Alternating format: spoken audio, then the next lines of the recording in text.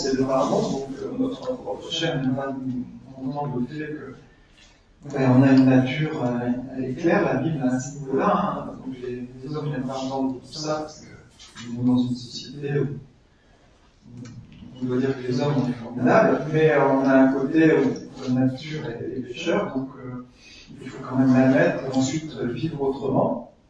Dieu ne nous laisse pas dans cette situation de péché, il nous ouvre ensuite un autre chemin, donc le chemin du pardon et le chemin de la grâce en Jésus-Christ. Donc pour illustrer ce passage et ce moment-là, je vais faire une lecture dans Galates 5, le verset 19 à 26. Et ensuite, on enchaînera par un chant qui s'appelle Pardon Seigneur, pardon, et qui est vraiment dans la continuité de ce moment. Donc, lecture du livre Galates. Et c'est le chapitre 5. De 19 à 26. Oh, bonne mémoire, merci. C'est le passage des œuvres de la chair et des œuvres de l'esprit. des œuvres de l'esprit. Alors, en fonction des traductions, je me suis rendu compte qu'elles étaient plus ou moins dures.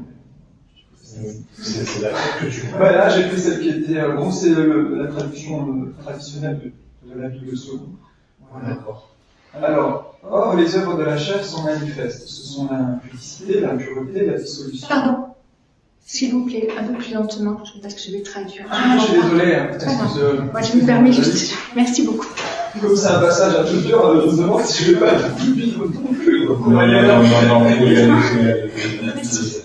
Donc, je me dis, ouais, la chair après la télé, donc on voyait les pistes. Mais on voyait lentement, là.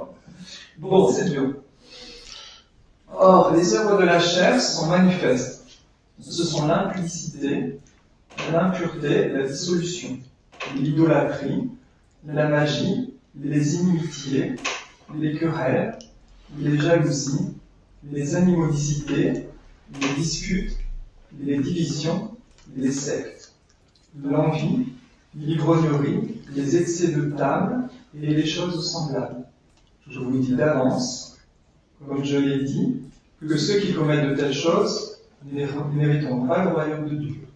Mais le fruit de l'esprit, c'est l'amour, la joie, la paix, la patience, la bonté, alors je ne sais pas ce que c'est. La bénignité. La bénignité, c'est moins trop beau.